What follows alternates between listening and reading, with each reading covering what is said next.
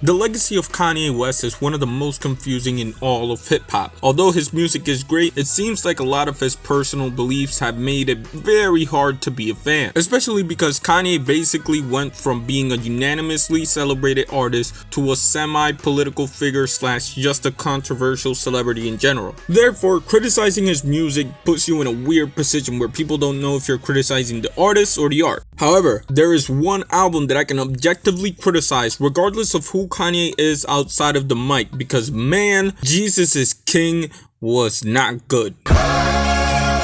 Everything that I've read, praise the Lord. Jesus is King is Ye's ninth studio album and perhaps the worst of those 9. And although the album failed in the eyes of most people, it did have potential at some point. And to understand what Jesus is King could have been, we need to go back to the beginning. Do you feel that I'm feeling, do you feel that I'm being free and I'm thinking free? I actually don't think you're thinking anything. 2018 is kind of a mixed bag in terms of what was going on in Kanye's life. I mean, he essentially kicked off the year with Whoop-de-doo-scoop, scoop-de-dee-whoop, whoop-de-scoop-de-poop. That on top of the weird political comments that Kanye had, it made it very strange to be Kanye West. Still though, it was the summer that brought along a lot of promise for fans of Kanye. Because to kick off the summer, Ye would announce the rollout of a good summer, which included artists like Pusha T, Nas, Kid Cudi, Tiana Taylor, and of course Kanye West himself, with Kanye being in charge of production on top of releasing 2 projects over the run. If you know, you know. Yeah. First off was Pusha T, who made an immediate impact with Daytona. Never have I been locked up in a world of misery.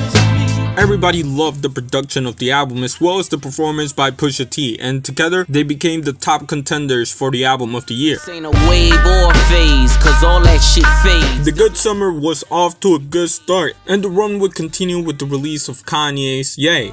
Sometimes I take all the shine. An album that explored the growth of Kanye West as he delved into parenthood, his marriage, and just kind of an apology for some of the wild shit he said. I got white on my beard, I had dead on my books, it's been a shaky ass shit. It's kind of hit or miss at sometimes, but you know, it was cool. It was especially cool because it was only 7 tracks long. Nowadays, I be praying for times like that, I ain't gonna lie. 1 week after that, Ye would be back at it with the release of Kids See Ghosts alongside Kid Cudi. Make me say, like a mix of Master P and Rick Ross. The long-awaited collaboration project from Kanye West and Kid Cudi finally hit the streets, and a lot of people thought it wouldn't happen. Off the chain, I was often drained, I was off the meds, I was called a More on that psychedelic experimental rock type of beat. Kids See Ghosts didn't get as much hype in hip-hop circles, but critics in general, as well as fans, loved the album. Surely, after an experience like that, these two will stay friends forever. Good Summer was off to a great start, although it fizzled out soon after with the release of Nasir. Let's remind them why Cat kneels.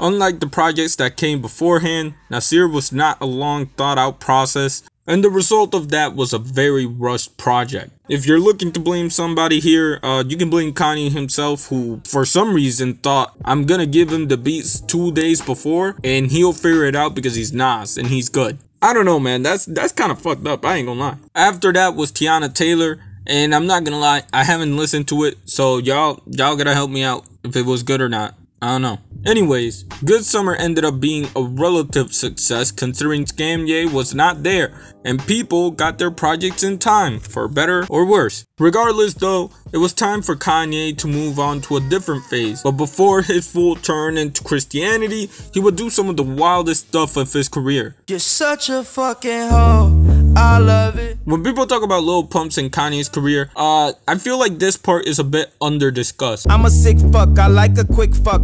On September 7th of 2018, Kanye West alongside Lil Pump would release I Love It.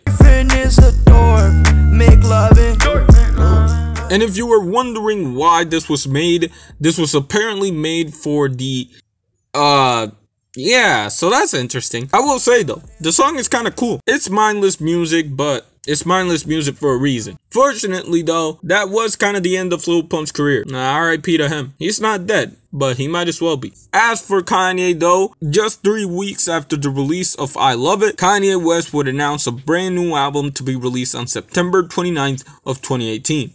And, you know, it has been 5 years and I can confidently say that is not coming out. Somewhere in the search for a better sound for Yandhi though, Kanye West realized he might have gone a little too far, even for Kanye standards. Because for whatever reason, over the next year, he became Christian again. God, like, literally called me and said, okay, now I need you.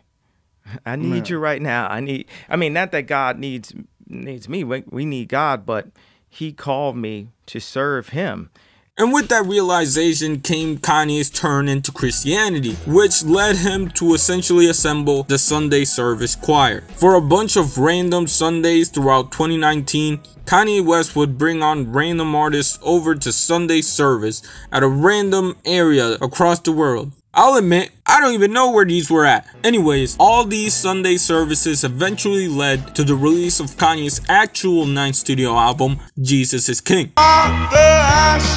For some of you, this might seem like it was bound to fail from the start. I mean, Kanye making a gospel album, what can this man even offer for real? But here's the thing, it definitely had potential. We at war. We at war with terrorism. Jesus Walks is the prime example of merging hip-hop and gospel. It shows that Jesus is King in concept could have worked out more or less.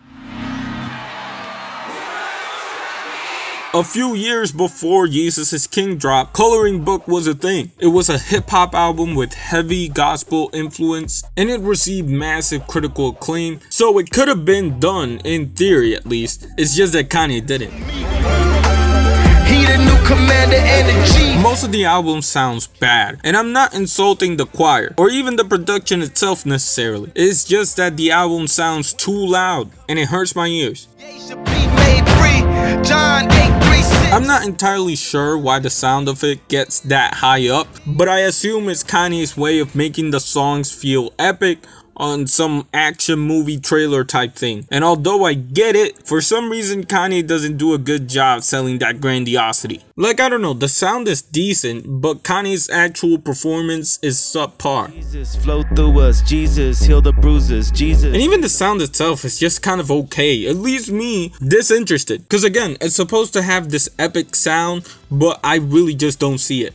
Oftentimes, the lyrics that Kanye brings are generic or underwhelming. What if Eve made apple juice? You gon' do what Adam do or say? And in fact, as I listened to the album, I realized that the worst part of it all is Kanye. Whenever someone not named Kanye was singing, I felt way better than when it was Kanye. I think the choir did their thing, Ty Dolla $ign and Ant Clemens did their things, and despite my questioning, even Clips delivered on what their job was. Honestly, I feel like if Kanye's parts were done by better rappers or better singers, this album could have been great. I see why some people think it's passable, but honestly, I just don't see it, especially with songs like Closed on Sunday.